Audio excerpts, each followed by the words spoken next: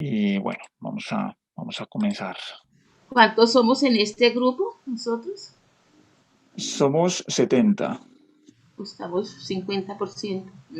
50% correcto. Sí, entonces ya empiezo a grabar por aquí. Entonces la semana pasada habíamos hecho un diagrama pues muy bonito, donde habíamos, digámoslo así, habíamos relacionado todas las rutas metabólicas entre los carbohidratos y los lípidos, ¿correcto? Entonces yo voy a hacer un resumen muy pequeño de lo que habíamos visto en la clase pasada, en lo que habíamos quedado en la clase pasada, y nos faltaba, como digámoslo así, un pequeño eslabón en todo este mapa que habíamos hecho. Eso también nos sirve un poquito como para repasar todas estas rutas metabólicas y tener en cuenta que todo está conectado, que hay una conexión directa entre todas estas biomoléculas que conforman el metabolismo energético. ¿Listos? Entonces, bueno, habíamos hablado por aquí de glucosa, ¿sí? Habíamos hablado acá que esto llegaba finalmente a piruvato. Bueno, habíamos hablado que por aquí teníamos un intermediario que era gliceraldehído 3-fosfato y que esto se transforma de hidroxiacetona 3-fosfato. Profe, Y una que, pregunta sí señor, antes de que continúes. Es que yo tenía una duda. sí señor, En las rutas anteriores que tú, en la anterior clase, en esa ruta donde actúa el glucagón, el APK y todo eso, sí señor. si actúa en la APK, ¿se puede tomar ese punto como un punto neurálgico? Neurálgico es regulatorio. Sí. Sí, sí, claro, claro, efectivamente. Lo que es glucagón y insulina son hormonas 100% reguladoras. ¿Listo? Ah, Entonces, bueno, profe. Muchas gracias. acuérdate que estos actúan, con mucho gusto, acuérdate que estos actúan en un estado postprandial o en un estado de ayuno, ¿correcto? Entonces ellos están contrarregulándose. Y esta contrarregulación es lo que hace que se active una vía o que se apague otra vía, y etcétera, etcétera. Una interconexión que existe entre estos dos sistemas. ¿Listo? Ah, bueno, profe. Muchas gracias. Listo, dale, con gusto. Entonces, este glicerol de fosfato, tenemos por acá, está la producción de glicerol, ¿sí? Por acá tenemos piruvato, y que este piruvato entra acá a la mitocondria, y que dentro de esta mitocondria se convierte en acetil-CoA, y que esta acetil-CoA sufre el ciclo de Krebs, y que por aquí tenemos un exceso, por aquí tenemos una inhibición de la isocitrato deshidrogenasa, y que esta acumulación de citrato por gradiente hace que salga de la membrana mitocondrial, y que este citrato nuevamente se transforma en oxalacetato y se transforma en acetil-CoA. ¿Listos? Hasta ahí habíamos visto la clase pasada y que este acetil-CoA entonces es sustrato de una enzima que se llama famosísima acetil-CoA carboxilasa. ¿Por qué lo digo famosísima? Porque aquí es un punto neurálgico, como dijo el compañero. Aquí viene entonces el glucagón y me activa la proteína quinasa A. Y la proteína quinasa A me activa la MP quinasa. Y la MP quinasa lo que hace es fosforilarme esta acetil-CoA carboxilasa. Me la fosforila. Y cuando me la fosforila, pues esto se inactiva. Recuerden que todo con el propósito, con el fin de tratarse de volver otra vez a la síntesis de glucosa para atender un estado hipoglicémico.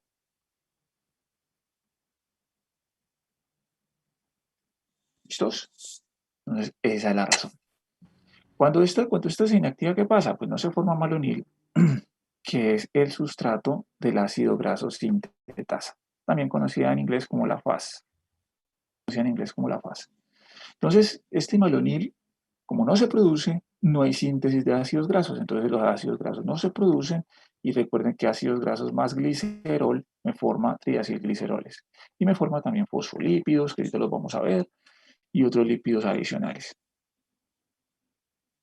¿Hasta ahí alguna pregunta, muchachos? ¿Preguntas? No, iba a preguntar si alguien está grabando la clase. Yo la estoy grabando. Ah, bueno, profe, gracias. ¿Lista? Dale, con gusto. Yo de todas formas rectifico. Sí, sí, la estoy grabando. ¿Listos? ¿Alguna pregunta hasta aquí, muchachos? ¿O estamos claros con todo esto? Profe, perdón, ahí cuando digamos, el citrato salió de la mitocondria, pues sacó el acetil-CoA, ¿y cuál es el otro? Que, Oxalacetato. ok, gracias. Dale, con gusto. Voy a borrarlo aquí, lo voy a poner. Oxalacetato. ¿Listos? Acuérdate que por acá tenemos en el ciclo de Krebs que el oxalacetato se une con acetil-CoA para dar citrato. Aquí se devuelve se revierte la reacción. Aquí el citrato se devuelve en oxalacetato y se devuelve en acetil-CoA. Listo, profe, gracias. ¿Listo? Dale, con gusto. Entonces, cuando tenemos la formación de tres gliceroles, tenemos pues los fosfolípidos. Ahorita vamos a ver cómo se forman los fosfolípidos. Entonces tenemos que estos dos compuestos pues pueden viajar a adipocitos o pueden viajar a miocitos, dependiendo de lo que requiera el organismo en ese momento. ¿Sí? Profe, qué pena una pregunta. Sí, dime. Cuando pasa lo de la ácido grasa sintetasa, ahí decíamos que se polimerizaba en dos carbonos, ¿no? Sí, correcto, correcto. Profe, Llegaban tres. Sí, dime. por ejemplo, los ejemplos que hicimos fue con números de carbonos pares, ¿no? Que hicimos con 14, 16, 18. ¿No hay Sí, correcto. grasos de carbonos impares? Sí, claro que los hay, pero es por otra ruta, es por una ruta del propionato, por acá por succinil, por succinato. Ok, o sea que ¿Sí? hasta frutas Por acá tenemos usar los que es impares. exacto, por esta ruta son los impares, pero estos no los Profe, vamos a ver, ¿y ¿sí? el Porque se nos malonil extiende. este que le Se nos- proporciona los carbonos? ¿Los dos? exacto. El polonil tiene tres carbonos. Entonces, para elongar la cadena de ácidos grasos, entran los tres carbonos, descarboxila y quedan dos. Entran tres carbonos, descarboxila. Y así consecutivamente para hacer el elongamiento de la cadena de ácidos grasos. ¿Sí me hago entender? Sí. Listo, Sí, perfecto, profe. muchachos. Bueno, listo. Muy bien, muchachos. Entonces, supongamos que nos vamos acá a miocitos. ¿Sí? Entonces tenemos que diacilglicerol se transforma en diacilglicerol más ácidos grasos y que este diacilglicerol se transforma en monoacilglicerol más ácidos grasos. Aquí hay otro punto neurálgico. Aquí en esta enzima que convierte diacilglicerol en monoacilglicerol está la lipasa sensible hormonas. Esta lipasa sensible hormonas entonces tiene que ser fosforilado por la proteína quinasa A para que pueda ser activada. Entonces, el glucagón, mientras que acá cierra la síntesis de ácidos grasos, acá enciende el catabolismo de ácidos grasos. ¿Listo? Esos son los puntos reguladores, los puntos neurálgicos que hay que tener en consideración. Voy a borrar este cosito aquí, lo voy a correr un poquito más para acá para que lo que vamos a ver ahorita no nos quede muy prisionado. Profe, ¿y ese catabolismo de ácidos grasos se haría en el músculo, en el hígado, no? ¿O también? O sea, este catabolismo de ácidos grasos es principalmente como consecuencia de un ayuno, ¿sí? Un ayuno de varios días. Regularmente en un estado normal, el músculo es el que hace esto normalmente, pero puede suceder en todas las células del cuerpo. No tengo el dato exacto si las células del sistema nervioso también hagan esto. Yo creo que no, considero que no lo deben hacer. No me he puesto en detalle a revisar si las células del tejido nervioso, del sistema nervioso lo pueden hacer, ¿sí? No, profe, Yo en considero el que no. libro en el libro de Denis Ajá, dice que son las únicas que no se metabolizan así exacto, de ácidos esa. grasos porque ellas se toman su energía desde los carbohidratos principalmente. Exacto, correcto. Sí, correcto. Gracias por la aclaración. No lo recordaba en ese momento, no lo tenía presente, pero las células del sistema nervioso no son, ellos tienen otras formas de obtener energía. Está la glucosa, que consume el 60% de glucosa, la glucosa que está en sangre. Y lo segundo es que también ellos consumen, las células del sistema nervioso consumen lo que son los cuerpos cetónicos, ¿sí? Yo creería que allá el cerebro es una bóveda, ¿no? Entonces, la barrera hematoencefálica filtra mucho, no deja pasar muchas sustancias. Entonces, yo creo que una de las limitancias de los ácidos grasos son muy grandes en comparación de otras sustancias, son muy grandes. Y si yo tengo, por ejemplo, un ácido graso saturado, pues él no se puede plegar, no se puede doblar y evita pues que pueda entrar, por ejemplo, a cerebro. Diría yo que es una de las propiedades. También hay que mirar la hidrofobicidad, todas esas características físico-químicas que impidan a que pueda pasar esta barrera hematoencefálica, ¿no? Entonces, gracias compañero por hacer la aclaración pertinente. Entonces, estos dos puntos son neurálgicos, ¿sí? Estos dos puntos yo quiero que ustedes, por favor, visualicen, conceptualicen esto, en que tenemos un cierre de esta enzima acetil-CoA-carboxilasa por fosforilación, o sea que lo que va a hacer es estimular esto por acá, ¿sí? Teniendo en cuenta lo siguiente, teniendo en cuenta que si yo cierro esto aquí, este oxaloacetato por una enzima que se llama fosfenolpiruvato carboxiquinasa mitocondrial, eh, se me convierte en fosfenolpiruvato, ¿sí? Viene y se me convierte para acá. Y entonces aquí yo tengo la conversión nuevamente a glucosa. Recuerden que siempre el glucagón siempre está batallando por obtener glucosa. Ese es el objetivo principal. Él cierra todo con el fin de poder llegar a glucosa, ¿sí? Y contestar a un estado hipoglicémico. El glucagón no contesta nada más, solo un estado hipoglicémico. ¿Listos?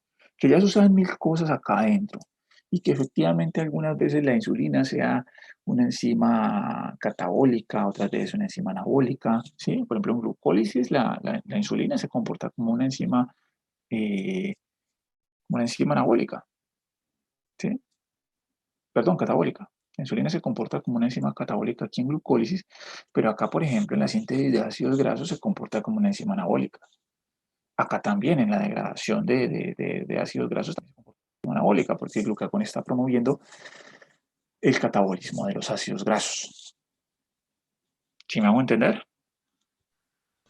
Profe, una pregunta. Sí, dime. En la lipasa sensible a hormonas, la perlipina como tal, ¿ella se encarga de la activación también de la lipasa sensible a hormonas? ¿O qué es lo que hace? Sí, la perlipina es un intermediario, es un recubrimiento de proteína. Estos son como un dímero, ¿sí? Entonces, el dímero, este dímero que está aquí, hace que la perlipina se fosforile primero. Cuando la perlipina se fosforila primero, hay un cambio conformacional que permite que la proteína quinasa A pueda fosforilar la lipasa sensible a hormonas. Eso es lo que sucede principalmente. Ok, profe, gracias. ¿Listo?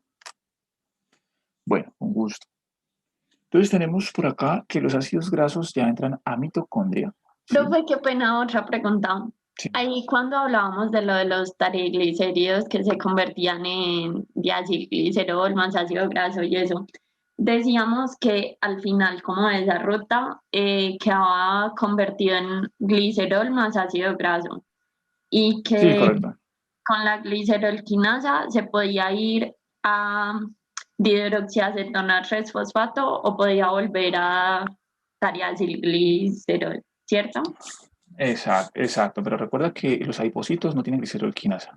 Sí, profe, entonces, como los adipocitos no tienen glicerolquinasa, ellos se quedan ahí. Ok. No, ellos, el glicerol ¿cómo te digo? El glicerol se recicla, ¿sí? Entonces el glicerol, nosotros tenemos un glicerol aquí que no se puede transformar. Entonces el glicerol tiene dos opciones. O sale a hígado, no se transporta a hígado, ¿sí? O se recicla aquí otra vez para formar ese glicerol. Ah, ok. O sea que los adipocitos igual van a terminar en glicerol más ácido graso, pero el glicerol se puede ir a hígado y el ácido graso sí va a seguir con la ruta. Exacto, exacto. En una situación normal, en adipocitos todo termina en triacilgliceroles, ¿sí?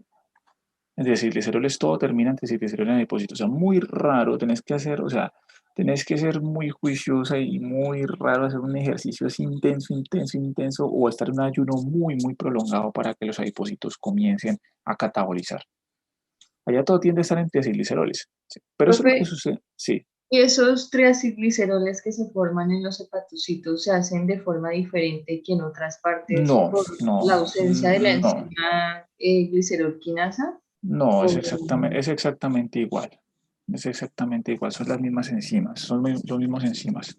pero al no tener esa enzima, no. Glicerolquinasa, no, lo que yo te digo, o sea, lo único que perjudica o lo único que cambia la ausencia de esta enzima es que este glicerol puede ser ya sea reciclado para formar otros triacilgliceroles nuevos o se puede transportar a hígado, ¿sí? Y catabolizar o metabolizar en hígado.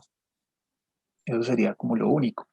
Ah, ya, profe. Entonces, supongamos, es que eso es muy relativo. Eso tenemos que empezar a abrir un poquito la mente y entender que todo esto es muy relativo dependiendo de la situación en que se encuentre la persona en ese momento, ¿sí? Supongamos que sea un ayuno así muy, muy tremendo, un ayuno muy tremendo, una inanición tremenda.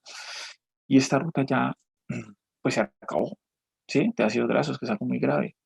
Entonces, por ejemplo, este glicerol que está aquí va a hepatocitos y en hepatocitos se convierte en glicerol de 3 fosfato y finalmente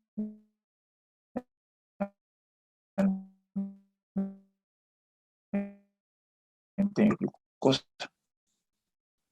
El adipocito tiene la facilidad de poderlo enviar a hepatocito, ¿sí? Y al enviar a hepatocito, pues efectivamente vuelve otra vez y se transforma en glucosa. ¿Listos? Entonces, por acá, recuerden que nosotros habíamos dicho en la clase pasada que, por ejemplo, un ácido palmítico de 16 carbonos, esto me genera una cantidad de acetil-CoA, NADH y FADH2. ¿Listos? Y esta acetil-CoA comienza a acumularse en la mitocondria, ¿sí?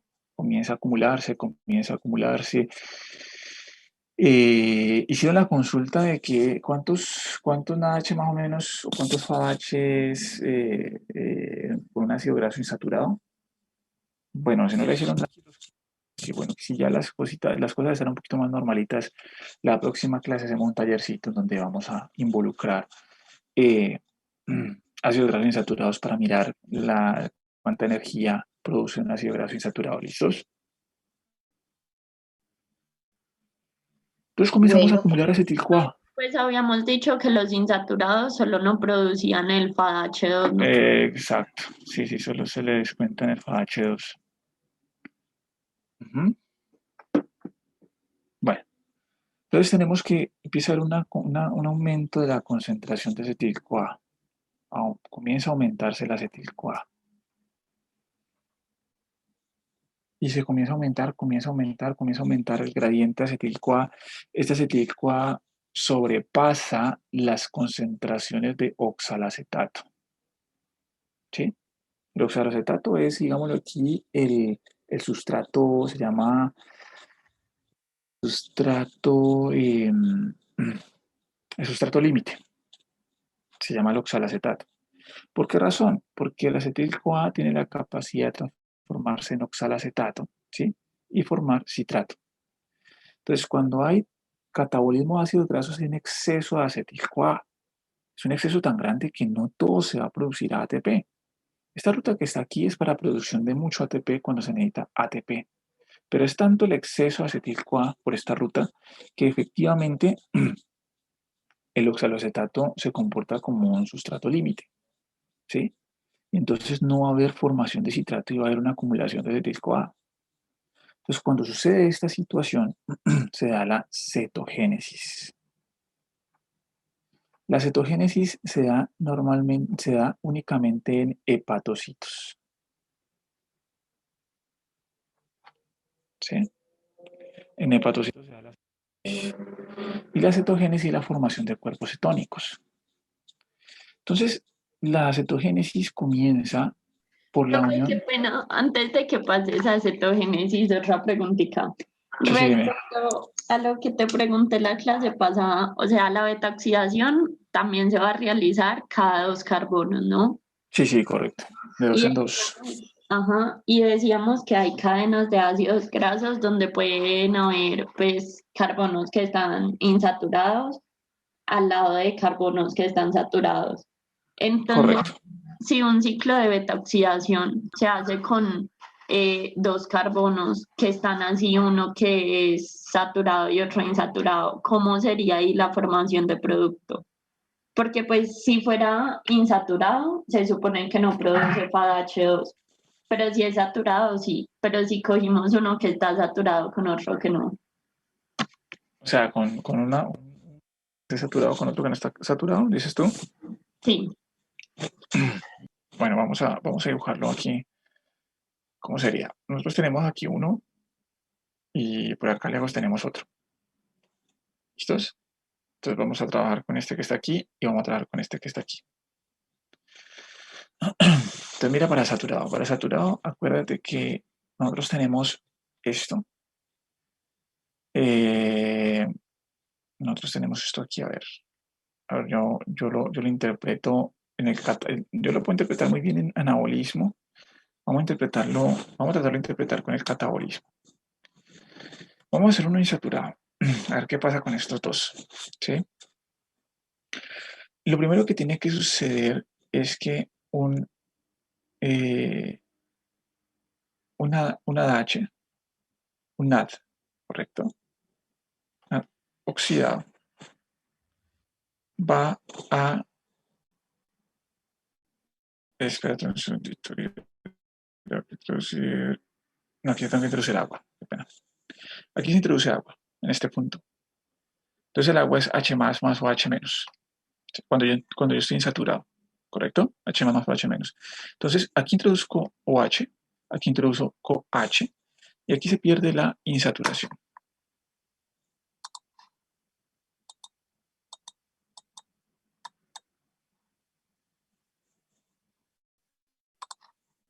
Aquí tenemos, ya se pierde la insaturación como tal.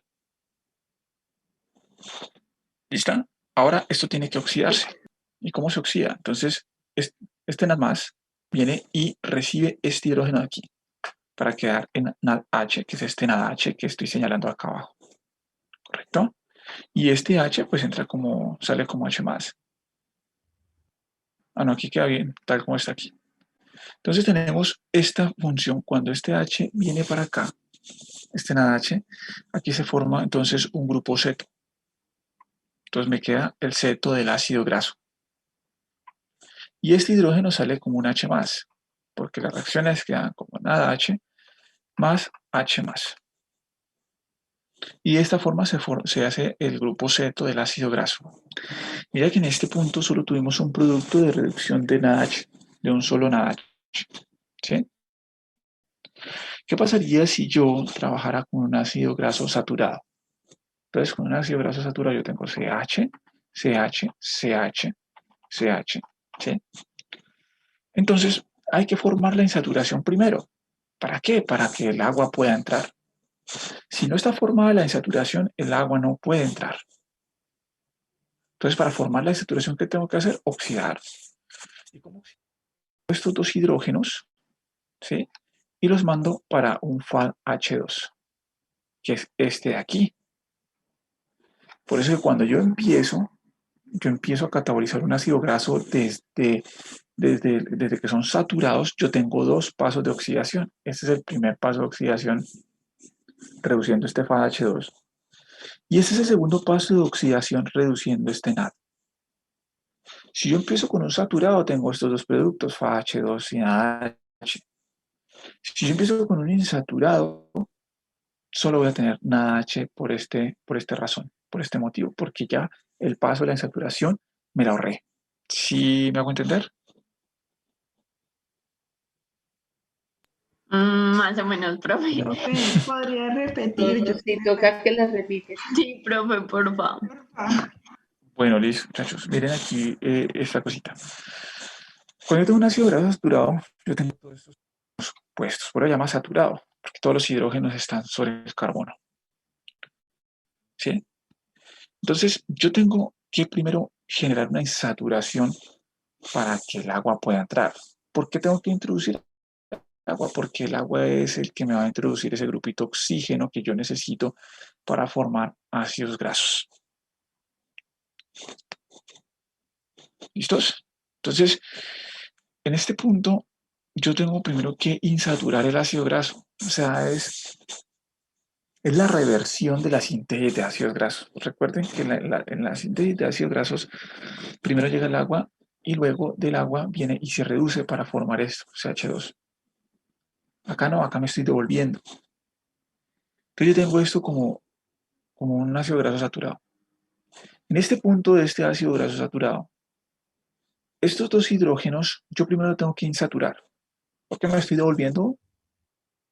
Es la reversión de la síntesis de ácidos grasos. Para revertir esta saturación a insaturación, yo debo colocar estos dos hidrógenos del ácido graso saturado en un FADH2. ¿Sí? Como producto, ¿qué me va a dar esto? Como producto, entonces, me va a dar ácidos grasos insaturados. ¿Listos? Que es desde aquí el punto de partida cuando el ácido graso ya está Perdón, y si insaturado. es fácil hacer esa insaturación así, con el, o sea, el FAT sí es capaz de hacer esa insaturación ahí. Obviamente eso es enzimático, ¿no? Pero la coenzima es el FAT. El FAT actúa como una coenzima. Profe, entonces en la síntesis de ácidos grasos, el ciclo de ácidos grasos insaturados llegaría hasta este punto, pero Exacto. si es saturado, entonces Eh, pasaría al siguiente de extraer los hidrógenos. Tiene que volverse a reducir, de colocar los Correcto. hidrógenos ahí a partir del NADPH, no se les Para que olvide. quede sin enlaces dobles, que Exacto, quede saturado. exacto, correcto. Sí, entonces tenemos esta insaturación, tenemos este primer punto, ¿sí? Estos dos hidrógenos le transfieren esto al FADH2. Esto es una deshidrogenasa, ¿no? Entonces, eso es enzimático, sino que la coenzima de esta deshidrogenasa es el FAD. ¿Lista, Elsa? Sí, profe, gracias. Esto no se da de manera espontánea. Entonces tenemos la formación de la insaturación. Aquí en la insaturación, entonces, ¿qué tenemos? Tenemos que en este punto de insaturación, ahora viene el agua. ¿Por qué? Porque me tienen que traer este oxígeno que es el que va a generar este grupo ceto, este grupo carbonilo en el ácido graso. Entonces, ¿qué pasa? Pasa que viene el agua y el agua se pierde la insaturación y ya se vuelve un enlace simple, enlace sencillo, enlace covalente sencillo. Cuando se forma un enlace covalente sencillo, yo tengo que oxidar de nuevo. Entonces, para oxidarlo de nuevo, yo tengo que sacar estos hidrógenos y dejarlo en un grupo ceto. Entonces viene la segunda oxidación. Y la segunda oxidación me lo recibe el NAD para formar NADH. En conclusión, este primer punto de oxidación es el FADH el que se reduce. ¿Listos? Y en el segundo punto de oxidación del ácido graso es el NADH el que se reduce. Entonces, si yo comienzo con un ácido graso insaturado, comienzo desde aquí. O sea que este puntico de la reducción del FAD lo he perdido. Por eso es que cuando tenemos ácidos grasos insaturados, no cuento un FADH2. ¿Sí me hago entender?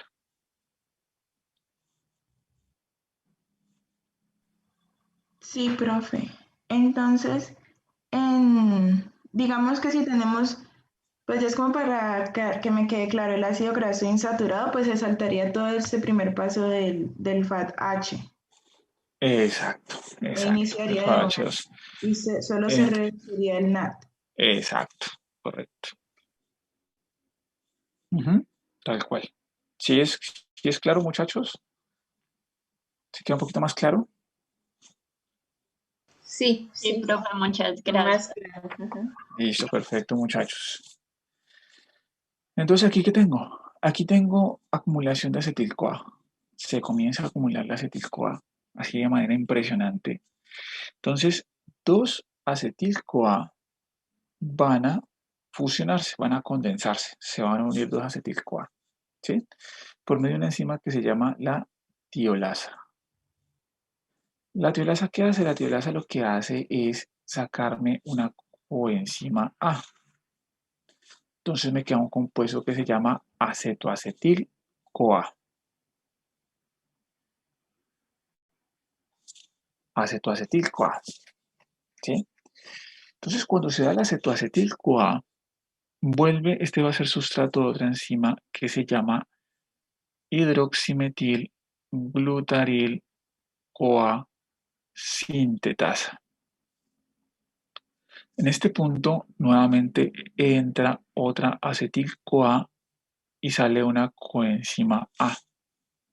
Y se forma un compuesto de 6 carbonos que se llama hidroximetil glutaril CoA. Profe, qué pena, ¿me puedes repetir el nombre de la enzima? Sí, hidroximetil glutaril CoA sintetasa. Gracias. Dale, con gusto. Ese hidroximetil glutaril CoA es sustrato de una enzima que se llama hidroximetil glutaril CoA liasa. Y aquí lo que hace es sacarme una acetil-CoA. Eso se entra de acetil-CoA y sale acetil-CoA como loco. Pero aquí, ¿qué hace esta enzima? Esta enzima lo que hace es sacarme esta última coenzima A, ¿sí? Porque esta coenzima A no me va a hacer un aporte energético, ¿correcto? Esta coenzima antes va a ser un impedimento para que salgan estos cuerpos cetónicos de la mitocondria. Los cuerpos cetónicos son son sintetizados en hepatocitos, pero no son utilizados por hepatocitos. O sea, los hepatocitos no utilizan cuerpos cetónicos, no tienen la maquinaria para sintetizar cuerpos cetónicos. ¿Listos? Entonces, hidroximetil-CoA, sale acetil-CoA y me queda acetoacetato. Acetato, ¿sí? Acetoacetato es el primer cuerpo cetónico, ¿sí? Aquí tenemos el primer cuerpo cetónico y puede salir de mitocondria y se puede transportar libremente en sangre porque es muy polar, ¿sí? Muy hidrosoluble. Luego este acetoacetato se transforma en beta-hidroxibutirato. Beta-hidroxibutirato. Butirato es el producto de esto. Hidroxibutirato. Aquí yo tengo una reducción de un NAD. NADH, NAD+. Y es llevado a cabo por una enzima que se llama beta-hidroxibutirato deshidrogenasa. ¿Sí? El acetoacetato se puede transformar en dos productos, en beta-hidroxibutirato y en acetona, que es la causante del olorcito, del aliento de los diabéticos. La acetona. Profe, para formarse en acetona también se utiliza una enzima. Mira que se utiliza una enzima, mira que el libro, por ejemplo, de Denise, dice que no se utiliza una enzima, es que sea de forma espontánea, y muchos libros dicen eso. Pero existe una enzima que se llama acetoacetato descarboxilasa, que también me produce acetona. ¿Lista?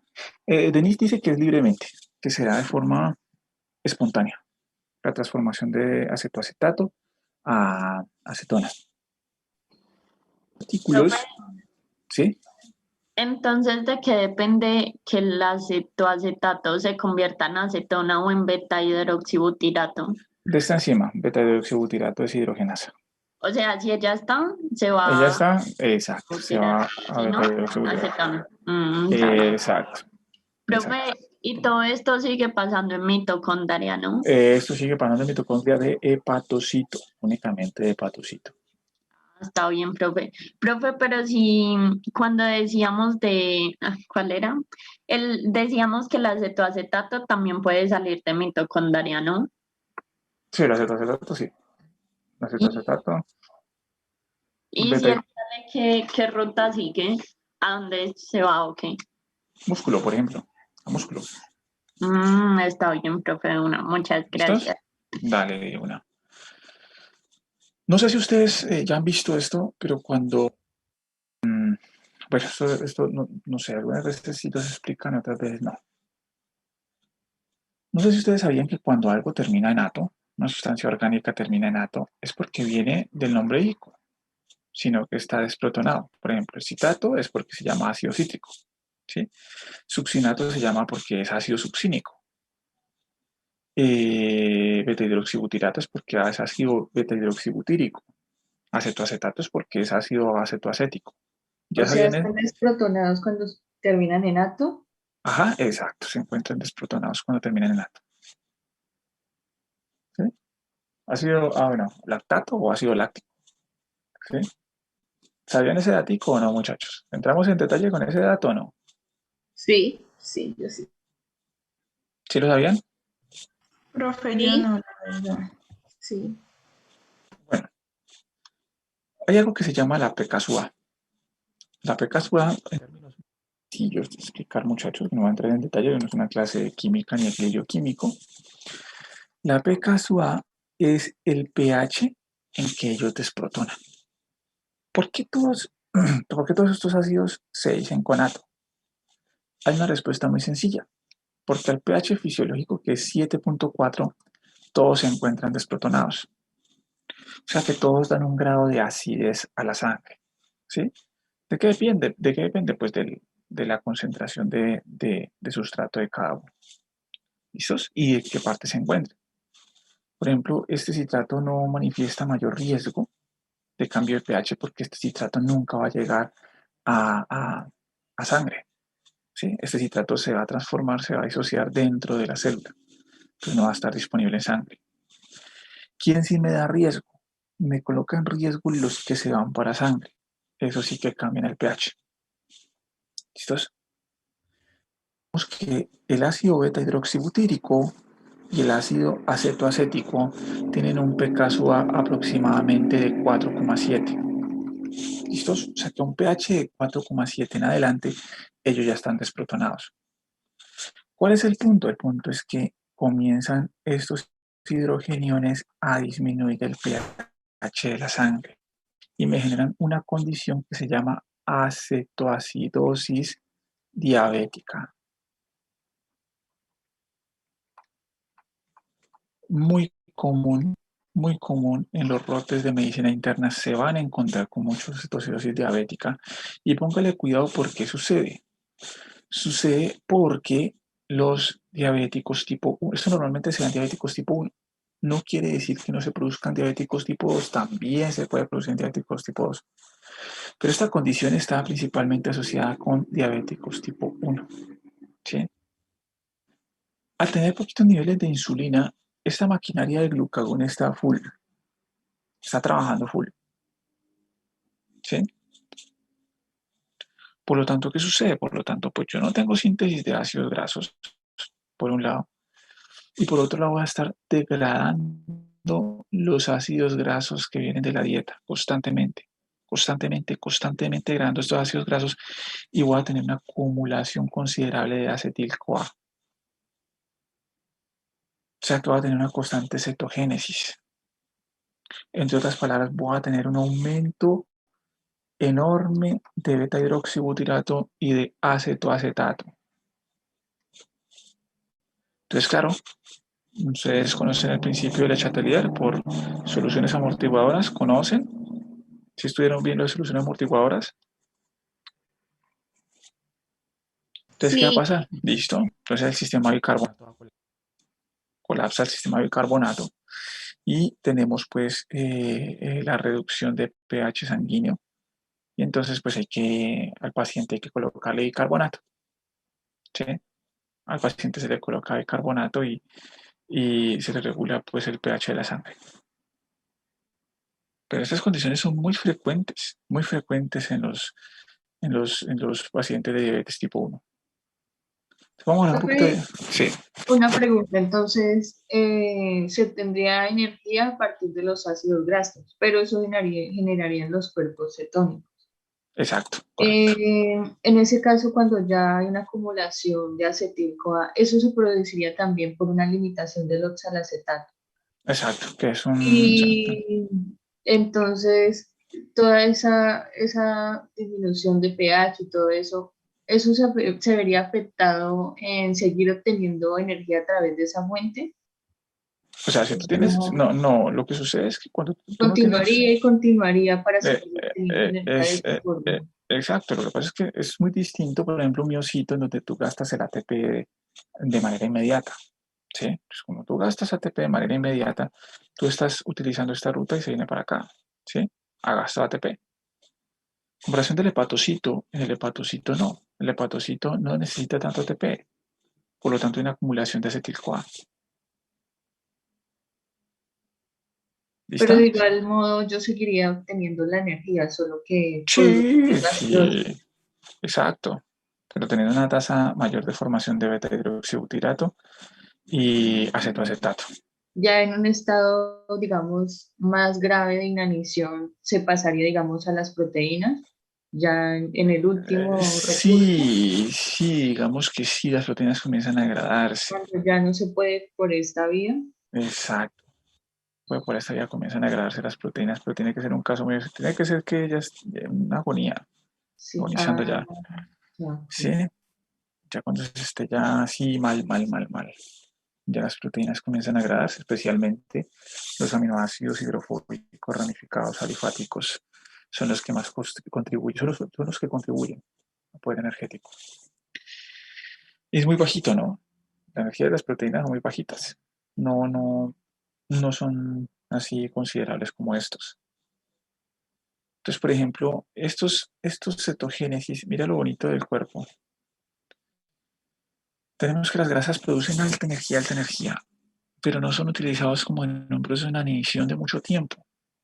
En un proceso de inanición de mucho tiempo se necesita mantener vivo lo que es el corazón y el cerebro y riñones. Entonces, estos cuerpos cetónicos van a suplir energía a estos órganos vitales.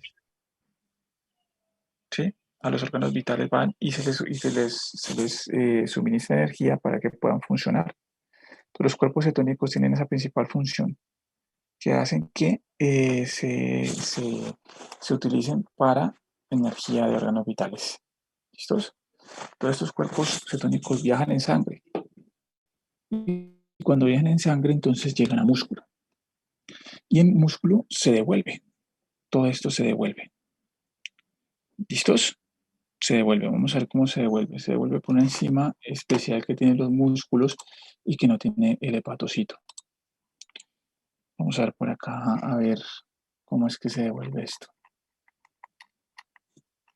¿Cómo Entonces así, tenemos profe, que se devuelven a formar otra vez la, la, la, re- la, proteínas? re- la reacción se devuelve, mira, por una enzima que se llama la tioforasa. ¿Sí? Entonces tenemos acá hidroxibutirato, ¿sí? Se devuelve con la misma enzima a acetoacetato y la acetoacetato es sustrato de una enzima que se llama tioforasa, ¿sí? La tioforasa se devuelve a acetoacetil-CoA y la acetoacetil-CoA me aporta dos acetil-CoA que se van a ir a ciclo de Krebs. ¿Sí me hago entender? Profe, qué pena, ¿puedes repetir ese pedacito? Sí, mira, los cuerpos cetónicos se dirigen a músculo, ¿sí? Entonces, tanto el 3-beta-hidroxibutirato como el acetoacetato se encuentran en el músculo. Aquí en músculo, el 3-hidroxibutirato se devuelve otra vez a acetoacetato por la beta-hidroxibutirato deshidrogenasa. ¿Sí? Se vuelve a usar la misma enzima. Esta misma enzima se utiliza de nuevo para formar el acetoacetato.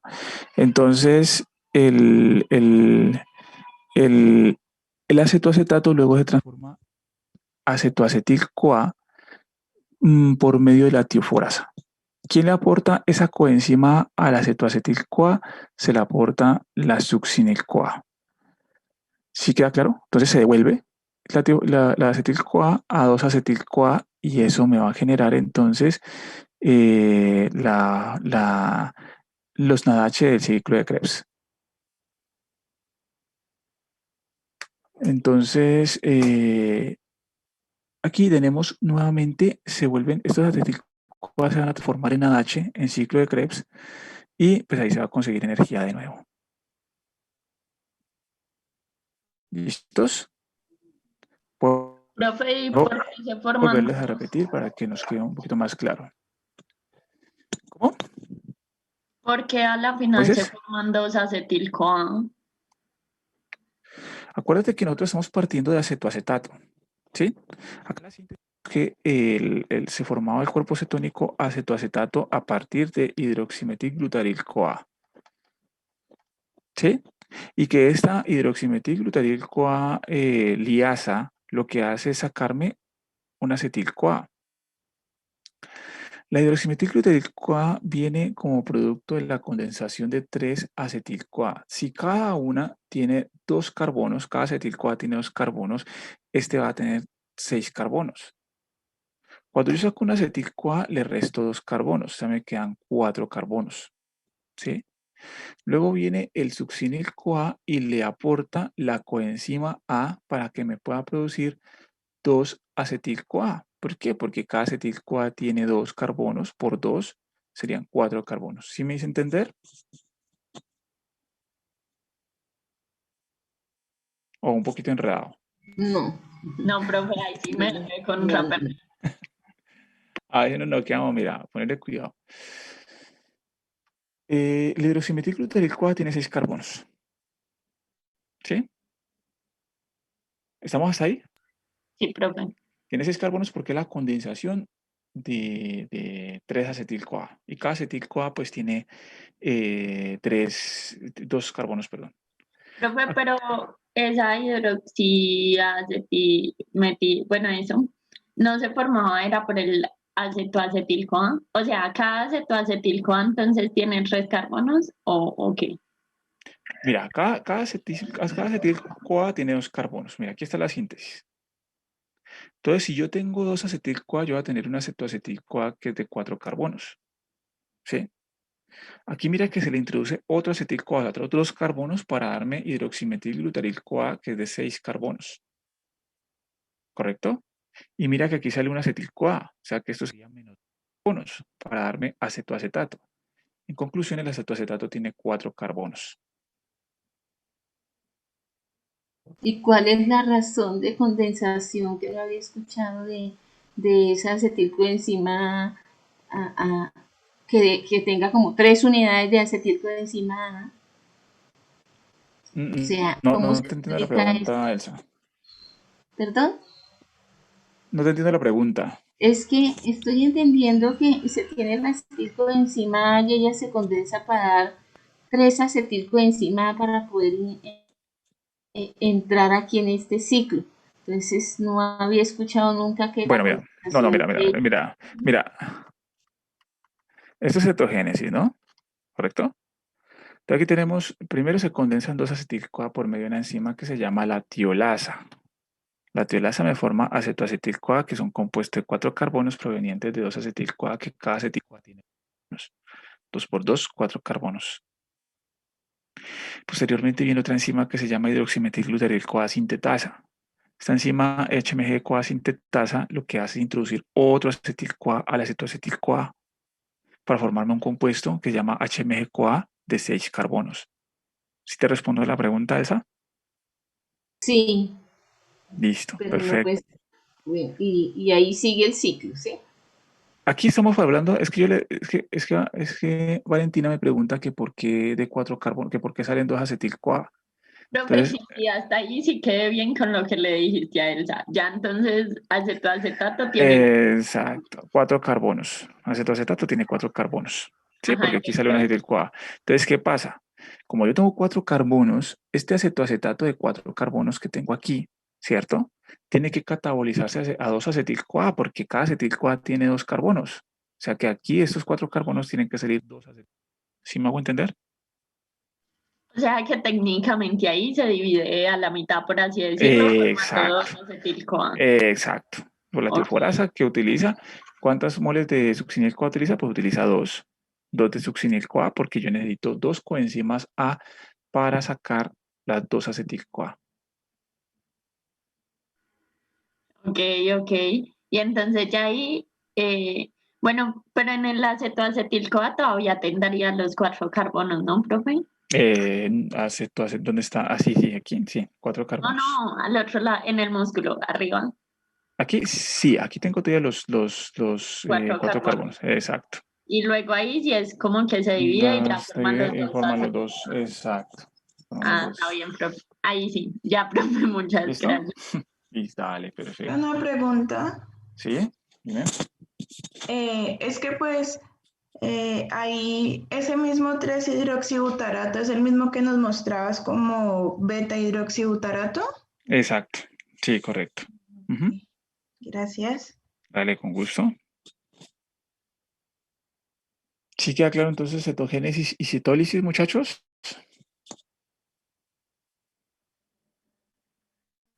Profe, Ahora, ¿cetogénesis es la del Pues hay hígado que y leer. cetólisis la del músculo o qué? no, cetólisis es la del músculo, cetogénesis es la del hepatocito. Ah, ok, profe, ya, gracias. Listo, dale. Perfecto. Entonces, eso es lo que sucede con la diabetes, ¿no? Entonces, la diabetes, por qué se da la diabetes? Bueno, tenemos diabetes tipo 1, donde un ataque inmunológico contra las células beta del páncreas, por lo tanto no producimos insulina. No hay formación de insulina. Como no hay formación de insulina, entonces efectivamente tenemos a full el carboxilasa y la activación de lipasa sensible a hormonas. O sea que tenemos la formación de cuerpos cetónicos full, ¿sí? Tal como lo vimos en la pizarra. Y tenemos diabetes tipo 2, que es resistencia al receptor de insulina, ¿sí? Que generalmente se da en personas obesas. Mala alimentación. ¿Listos? Esta resistencia al receptor de insulina aún no se entiende muy bien. Este es un foco de estudio que podemos hacer con algunos de ustedes. Cuando quieran hacer el doctorado, me buscan para buscar recursos y estudiar qué le pasa a este receptor de la insulina. ¿Qué es lo que le sucede a este receptor? ¿Cuáles son los cambios conformacionales que suceden dentro de este receptor para que efectivamente no haya una buena conexión con el ligando que es la insulina? Todo esto sucede principalmente en personas obesas, personas mal alimentadas que generan esta resistencia. Les digo por qué razón cetoacidosis diabética no se puede excluir la diabetes tipo 2, porque también esta resistencia a insulina puede suceder que las células beta pierdan sensibilidad por glucosa y no produzcan insulina.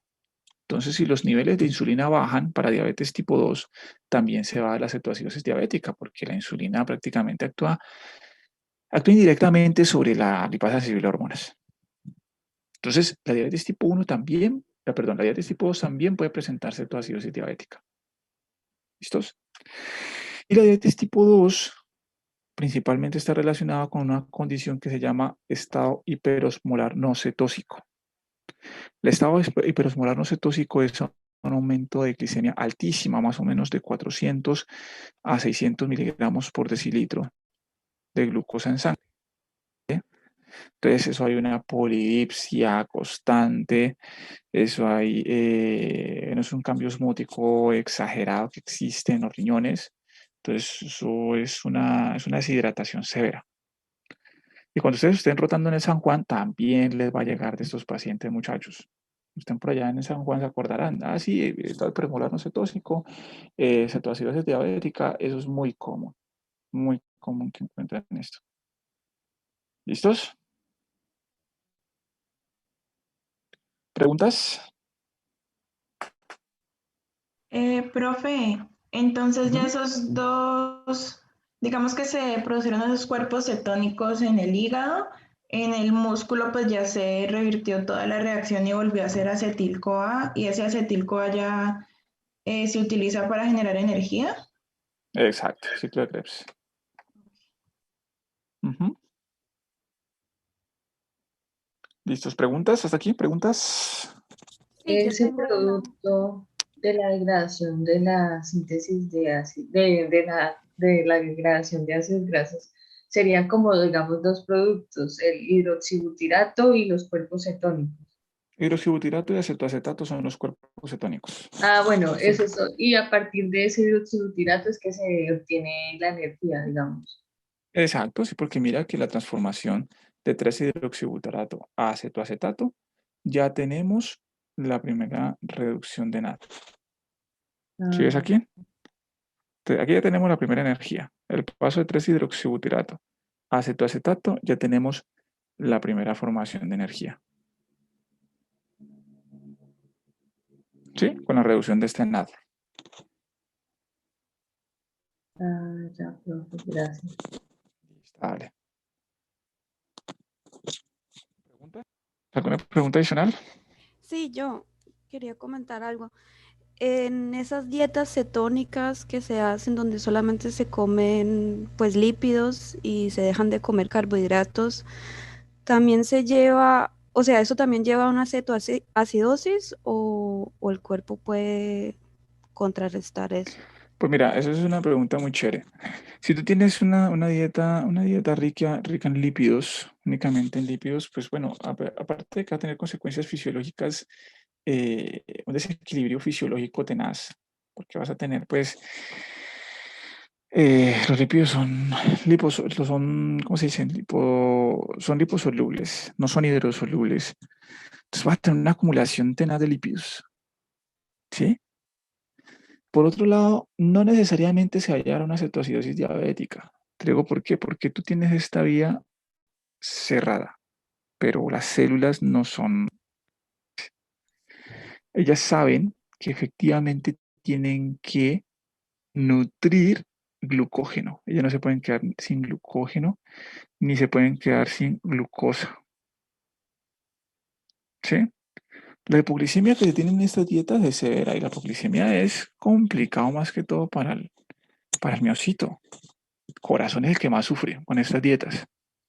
¿Por qué? Porque primero vas a bajar la presión, se baja con una hipoglicemia, ¿sí? Y ¿qué? En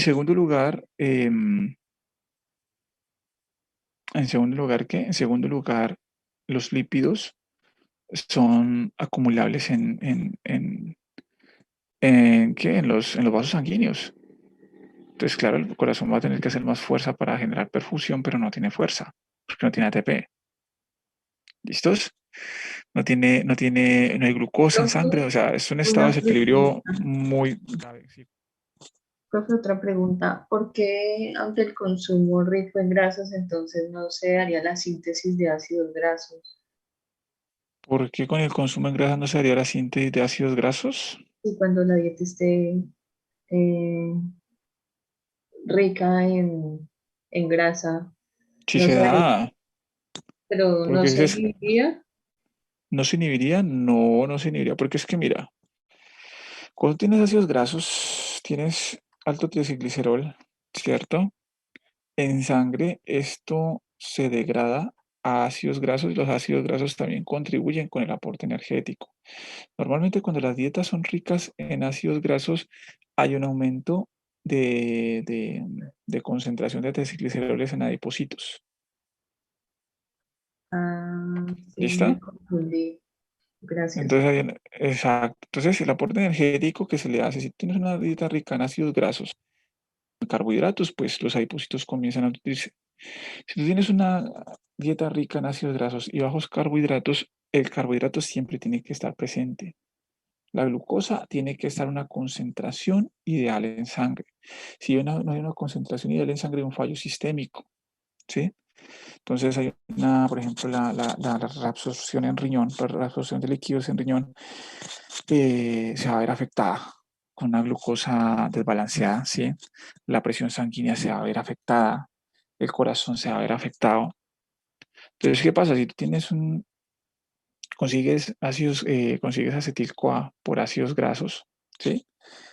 Este sistema tiene que compensarse, tiene que haber una compensación. Puede que haya una cetoacidosis diabética, una cetoacidosis momentánea, simultánea o transitoria, no muy grave. ¿Por qué? Porque tiene que empezar a compensar la ruta de carbohidratos, tiene que haber formación de glucógeno. Siempre tiene que estar en ese equilibrio. ¿Listo? Entonces siempre tiene que haber un equilibrio. Entonces no necesariamente todo se va para cuerpos cetónicos. Ah, ya, entonces uno sería para los cuerpos cetónicos, otro para formar Exacto, exacto. ¿Sí? ¿Qué pasa en diabetes? En diabetes lo contrario. En el diabetes tú tienes full glucosa acá afuera. ¿Sí? Tú tienes este sistema, digámoslo así, equilibrado. Bueno, desequilibrado por las altas concentraciones, pero en sí existe. Todos los cuerpos cetónicos, el acetil-CoA no tiene más para dónde ir, sino para cuerpos cetónicos. Entonces, por eso se dan las crisis. Estas son por crisis, ¿no? Cuando el diabético no quiere decir que siempre tenga, no siempre tenga cetoacidosis diabética. El diabético tiene crisis. Entonces, una de las crisis es una mala dieta, el diabético se puso de fiesta, se excedió en la torta, se excedió en las papas, en las salsas, se puso a tomar traguito, etcétera, etcétera. ¿Sí? Que el traguito, el trago también descompensa todo esto. El trago tiene un aumento de NADH. ¿Sí? El licor hace que el NADH se aumente, las concentraciones de NADH. ¿Listos? Entonces todo eso descompensa el metabolismo de un diabético, que es tan frágil, es tan sensible el metabolismo de un diabético que efectivamente pues, va a terminar con una crisis diabética. En este caso puede ser pues, una cetoacidosis diabética. ¿Sí queda claro? Y lo más triste de todo esto es que no sé si ustedes se han dado cuenta, pero lo prohibido es como lo más bueno, ¿no? Entonces, cuando uno no puede comer algo, más ganas le dan de comer eso. ¿Sí? Entonces, claro, los diabéticos, como no pueden comer dulce, viven con de comer dulce, querer comer dulce. Y es por eso, la inanición que tienen hacia eso, entonces provoca más. ¿Sí? Entonces, cuando uno, por ejemplo, está con un antibiótico fuerte y no me puede tomar una cervecita, entonces uno entra en crisis y dice, ay, tengo unas ganas de una cerveza impresionante, pero cuando vos estás normal no te dan ganas de tomar así. Entonces es como ¿cómo se llama eso? Es la ansiedad que genera el no poder tomarse algo, comerse algo. Entonces los diabéticos pues también sufren mucho con esta ansiedad de querer comer dulce. ¿Listos? Entonces más o menos por ahí va la cosa. ¿Sí queda claro? Listo, profe. Muy bien. Entonces vamos a ver segunda parte de lípidos, así podemos avanzar un poquito. Lípidos 2. Vamos a verlo, pues, ¿qué horas son? A ver si alcanzamos a ver lípidos 2. Yo creo que sí alcanzamos a verlo. ¿No existe ninguna pregunta ahí con diabetes? ¿Alguna pregunta o ya todo está listo?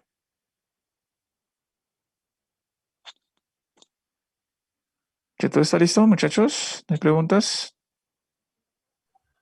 No, profe, todo claro. Listo, perfecto. Entonces vamos a ver entonces lípidos 2. ¿Cuáles son los lípidos 2? Bueno, fosfolípidos y esfingolípidos. Estos son los lípidos 2 que yo les he llamado lípidos 2 porque ya son distintos. Para los fosfolípidos, vamos a hablar que esta es la gráfica de los fosfolípidos. ¿Sí? Los fosfolípidos son los que se encuentran dentro de las membranas. ¿Sí? Los precursores de los fosfolípidos son los que ya conocemos. El glicerol 3-fosfato, el glicerol que proviene del gliceraldehído 3-fosfato. Recuerden que este glicerol 3-fosfato proviene de la dihidroxiacetona fosfato. ¿Sí? Acuérdense pues que tenemos dihidroxia, pongámoslo por aquí para que no nos perdamos. Tenemos entonces gliceraldehído 3-fosfato. Todos estamos aquí, ¿cierto? Gliceraldehído 3-fosfato. ¿Estamos todos aquí? ¿Gliceraldehído 3-fosfato? Sí. Sí, Bueno, profe. esto se transforma a dihidroxiacetona 3-fosfato por la triosa fosfato isomerasa. Entonces, esto se transforma a glicerol 3-fosfato, por medio de una enzima que se llama glicerol 3-fosfato deshidrogenasa. 3-fosfato deshidrogenasa. 3-fosfato deshidrogenasa. ¿Listos? Este glicerol 3-fosfato entonces es el precursor de los fosfolípidos. ¿Por qué? Porque el glicerol 3-fosfato tiene este esquema que está aquí. OH, OH o PO3. Cuando estos dos OH de glicerol 3-fosfato se esterifican con ácidos grasos, voy a formar el intermediario fosfolipídico que se llama ácido fosfatídico. Ácido fosfatídico. ¿Listos? ¿Qué es el ácido fosfatídico? Es un glicerol 3-fosfato esterificado, los dos oxígenos de acá esterificados con dos ácidos grasos. Ese es el ácido fosfatídico. Y el ácido fosfatídico, entonces vamos a decirlo entre comillas, que se activa utilizando un citidín trifosfato. ¿Listos? Un citidín trifosfato, este CTP. Este citidín trifosfato va a ser la clave para activar el ácido fosfatídico. O sea que este ácido fosfatídico, cuando se une al CTP, ¿sí?, que me forma este intermediario, que no le vamos a poner mucho cuidado. Cuando me encuentro con este intermediario, este grupito CTP se puede reemplazar por un aminoácido que se llama serina. Si no se acuerdan de la serina tiene una conformación muy fácil.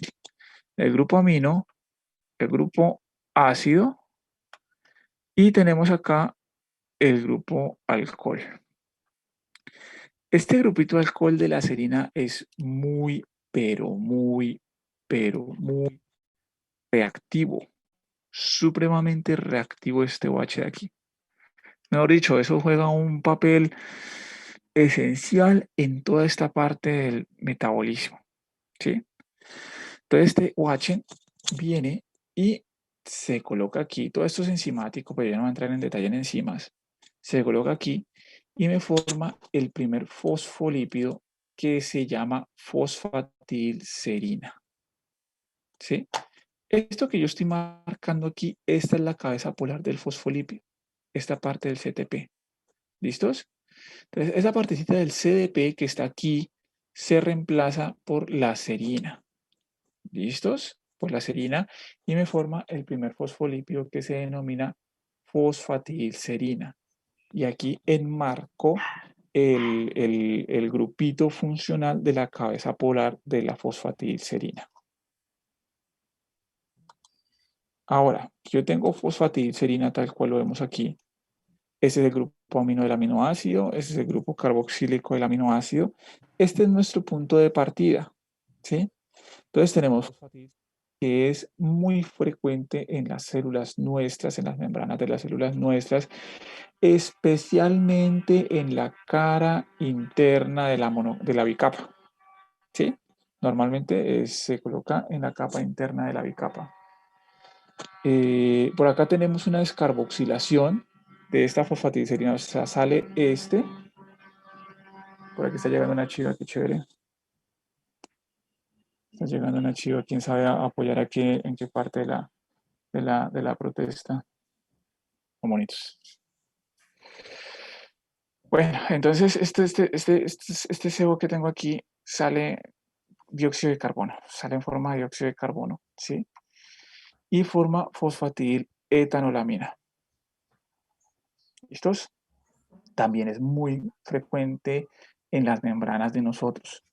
La fosfatiletanolamina. ¿Qué, profe? Etanolamina. Fosfatiletanolamina. Si yo completo acá, voy a tener las otras partes del fosfolípido. ¿Cuáles son las otras partes? Esto es lo que me falta aquí colocar del fosfolípido. ¿Sí?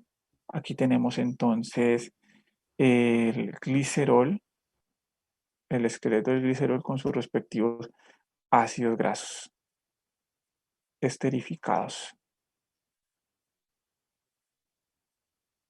Si yo deseo hacer el resto del fosfolípido. Esta es la cabeza polar. Esta es la cabeza polar. ¿Listos? Entonces, el fosfolípido, recuerden que es así.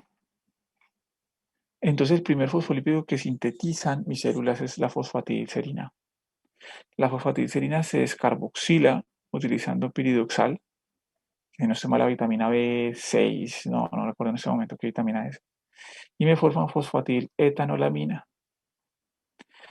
Esta fosfatiletanolamina también se puede metilar 3 veces una coenzima que se llama S-adenosilmetionina, que es esta que está aquí. Y la S-adenosilmetionina lo que hace es transferirme este grupo metilo a esta amina que está aquí y me metila esto 3 veces formando el grupito colina. Si no conocían el grupo colina, se los presento.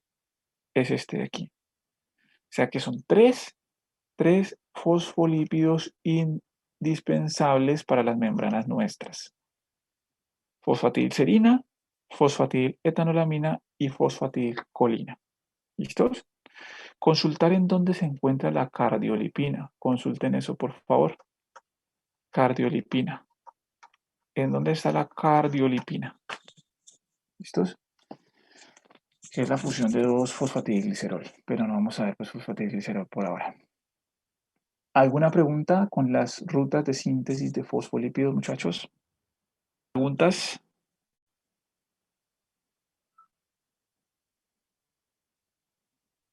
Estas tres, ¿qué función van a cumplir? La fosfatidilcolina, la Listo.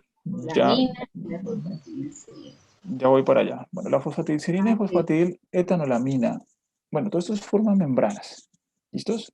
Todos estos forman membranas. Por ejemplo, la fosfatidilcerina es un fosfolípido que en células tumorales se desplaza hacia la superficie de la membrana. O sea, células tumorales tienen mucha fosfatidilcerina. La fosfatidiletoanolamina también. Todos estos fosfolípidos pues tienen eso, pueden participar en rutas de transducción de señalización celular, que ahorita lo vamos a ver, ¿sí? Eso se pueden transformar en fosfatidilinositol cuando estos fosfolípidos tienen un grupo alcohol en la cabeza polar. Fosfatidilinositol es un intermediario de la ruta de señalización de la insulina, ¿sí? Entonces, fosfatidilinositol es un intermediario de la ruta de señalización de la insulina. Aquí tenemos estos dos fosfolípidos que constituyen membranas, pero especialmente la fosfatidilcolina en forma de DPPC actúa como un surfactante alveolar en neonatos. ¿Sí? El DPPC es secretado por neumocitos tipo 2 y cuando el neonato sale de la barriguita de la mamá, entonces efectivamente tiene que empezar a respirar. Ese intercambio entre aire y líquido es complicado porque pues sabemos que el agua tiene tensión, él sabe que ha de saber más que yo, que es química farmacéutica, ha de saber que el agua tiene una tensión superficial determinada. ¿Cuál es el valor de tensión superficial del agua, Elsa?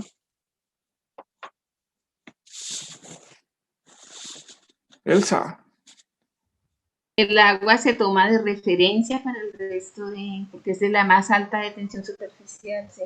Se toma Exacto. de referencia para el resto de sustancias, ¿sí? ¿Tienes el valor? ¿El valor te acuerdas o no? No. Bueno, es un valor muy alto, lo que dice Elsa es la referencia. Entonces el agua tiene una tensión superficial muy elevada por las fuerzas de cohesión que hay entre las moléculas de agua. Entonces el intercambio gaseoso es muy difícil, ¿sí? Oxígeno con el agua que está en los pulmones. Entonces el DPPC es un compuesto anfipático, lo tenemos aquí, es anfipático porque tenemos esta parte muy hidrofóbica y esta parte muy polar. Entonces se forma una micela, se empiezan a formar micelas. Y estas micelas lo que hacen es disminuir la tensión superficial del agua. Al disminuir la tensión superficial del agua, aumenta la tasa de intercambio oxígeno con alveolos. ¿Listos? Entonces el DPPC surfactante alveolar, no se les olvide. ¿Preguntas con esto? Profe, ¿se llama así DPPC? Se llama dipalmitoil fosfatidilcolina. ¿De qué? Dipalmitoil fosfatidilcolina.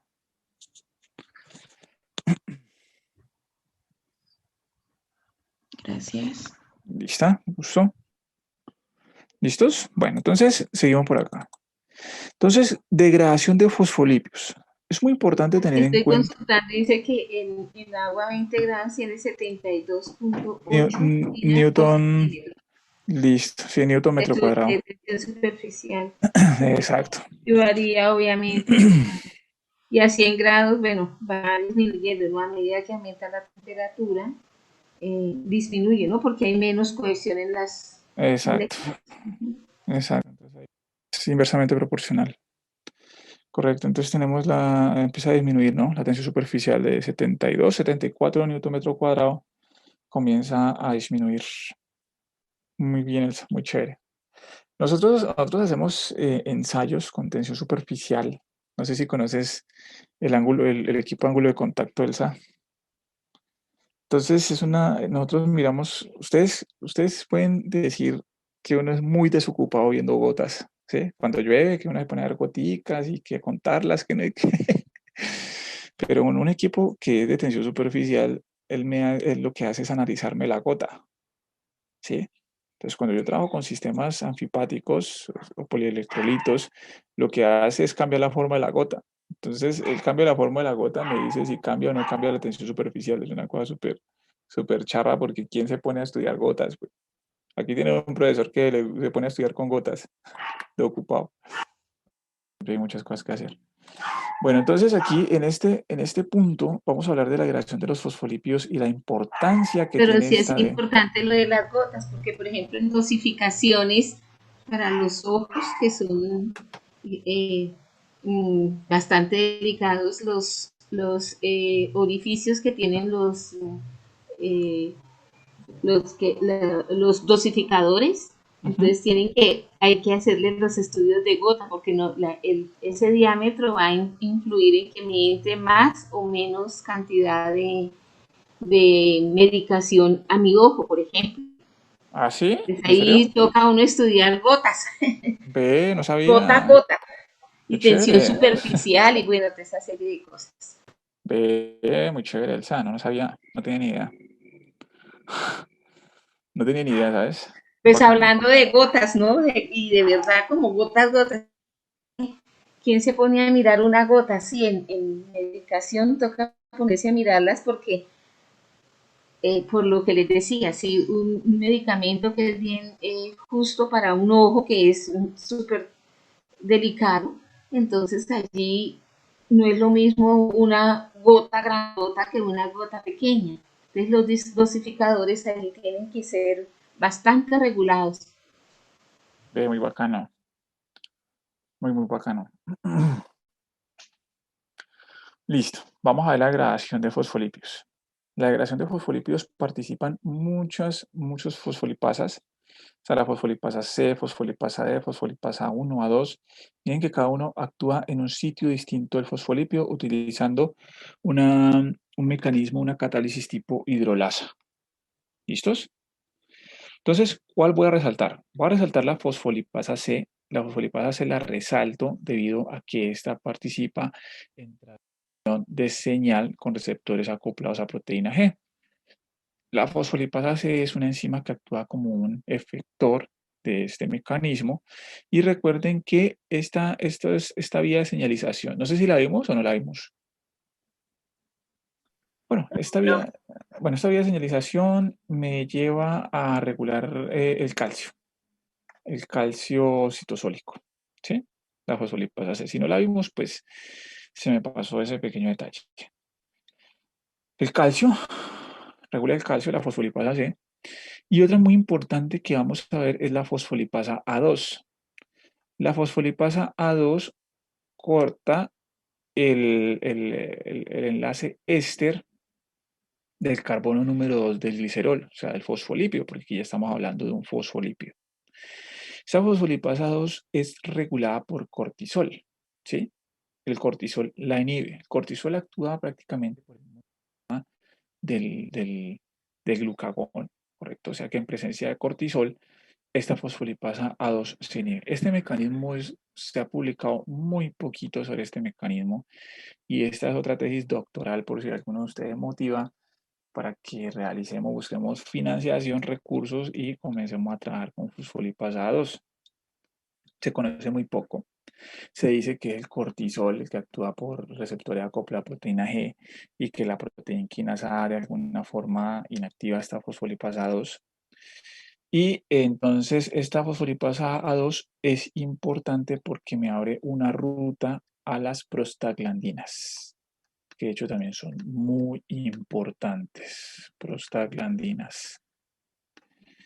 Cuando yo tengo un fosfolípido en membrana que está constituido aquí en este carbono, está esterificado con un ácido araquidónico, este ácido araquidónico lo que va a hacer es, eh, em, lo que va a hacer es ser precursor de prostaglandinas.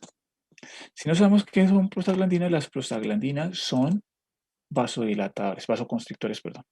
Vasoconstrictores, no vasodilatadores Sí, que, profe, porque ellas causan inflamación, ¿no? exacto, ellas están Porque relacionadas con la, dilatarían los vasos ellas están relacionadas para que se con la edema. inflamación. Exacto. ¿Sí? Entonces, aquí, por ejemplo, las prostaglandinas entonces son especialmente asociados con la vasodilatación. Esta vasodilatación, cuando nosotros tenemos un punto, una lesión, cuando tenemos una injuria celular o algo, tiene que haber una vasodilatación para que citoquinas y todo el sistema inmune llegue más rápido aquí. ¿Listos? Entonces el sistema inmune llega más rápido aquí a la lesión y pues efectivamente todos los procesos que continúan a partir de esto. ¿Cómo se da esta ruta? Esta ruta entonces se da de la siguiente forma. El ácido araquidónico, ¿sí? El ácido araquidónico que lo tenemos aquí va a ser sustrato de dos enzimas que se llaman las ciclooxigenasas 1 y las ciclooxigenasas 2. Está la ciclooxigenasa 1 que utiliza oxígeno para ciclar el ácido araquidónico. Voy a borrar esto que está aquí. Y está la ciclooxigenasa 2 que que tiene una función tipo peroxidasa, ¿sí? Que lo que hace es reducirme este oxígeno que está aquí. Que hace es reducir este sustrato y me produce entonces la prostaglandina funcional, que es la PGH2. Esas ciclooxigenasas pueden ser reguladas o inhibidas por los AINES, que son los antiinflamatorios esteroideos, ¿sí? Entonces, un antiinflamatorio es ¿por qué? Porque, pues, si efectivamente las prostaglandinas responden hacia una lesión celular, una lesión tisular, que efectivamente lo que hacen es una vasodilatación para que puedan desplazarse todo el mecanismo inmunológico mucho más rápido hacia hacia la injuria, ¿sí? Entonces, lo que va a hacer esto es que van a promover la inflamación. ¿Listos? Van a promover la inflamación y la respuesta pues, a esa lesión. Entonces, ¿quiénes son los antiinflamatorios no esteroideos? Aquí está, por ejemplo, la aspirina. La aspirina, entonces, lo que hace es inhibirme irreversiblemente la COX. Especialmente tiene mayor afinidad por la COX-1, la COX-1 y la COX-2. Hay unas variables estructurales que, bueno, se las voy a poner en un taller para que la consulten. Hay unas variables estructurales que existen entre la COX-1 y la COX-2 para que una sea más selectiva que la otra a ciertos antiinflamatorios no esteroideos, ¿sí? Entonces, en el caso de la aspirina puede actuar en ambas. Tiene una ligera selectividad mayor por la ciclooxigenasa 1, que es esta aquí. Y efectivamente lo que hace es que su grupito, la aspirina está conformada por una sustancia que llama ácido acetil salicílico. Y este grupito acetil lo que hace es que me va a ir a bloquear una serina en la posición, no me acuerdo si es la serina 516, no me acuerdo en este momento. Esa serina 516 tiene 1H y este O entonces es bloqueado por este grupito acetil. Teniendo en cuenta que esta serina hace parte del sitio activo de la enzima, ¿sí? Entonces, al bloquear esta serina con este grupito acetil, la COX deja de funcionar, por lo tanto, la formación de prostaglandinas no va a cabo. ¿Listos?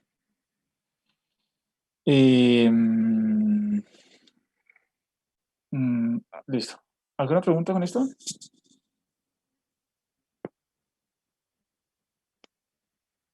Profe, ¿qué serina es que se une? Creo que la 516, no estoy seguro.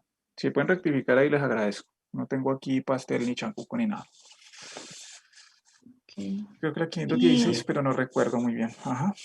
Esa está en la ciclooxigenasa, ¿cierto? Sí, correcto, está en la ciclooxigenasa. Entonces la aspirina transfiere ese grupo acetilo a esta ciclooxigenasa, al sitio activo de la ciclooxigenasa, evitando que efectivamente el ácido araquidónico se pueda unir a la ciclooxigenasa y ya, así pues se lleva a cabo la inhibición de la La de la ciclooxigenasa es la enzima, ¿cierto? Y sí, la la enzima, exacto. La ciclooxigenasa es la enzima y ya el sustrato es el ácido araquidónico.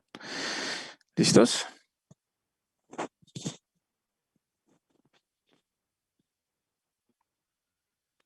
Estoy acordándome de un mecanismo, yo no me acuerdo de un mecanismo que cuando se inhibe la COX se liberan las lipoxinas, bueno, no recuerdo en ese momento, que también ayudan como a la vasoconstricción. Bueno, en fin, sigamos más adelante, a ver si me acuerdo más adelante.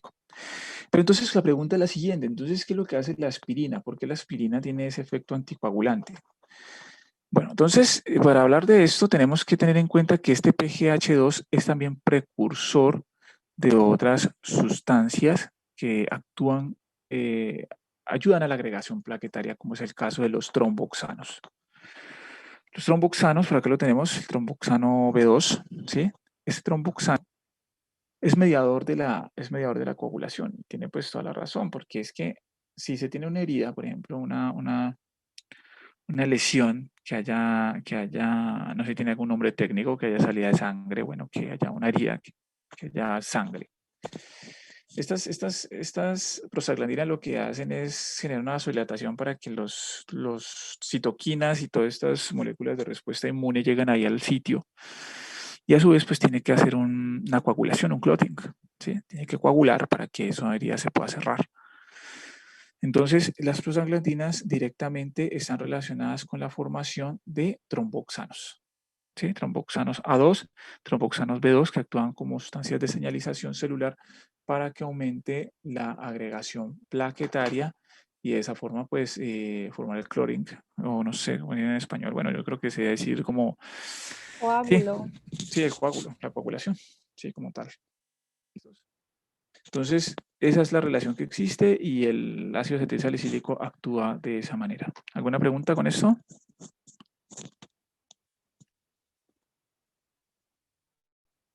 ¿Preguntas? No, profe.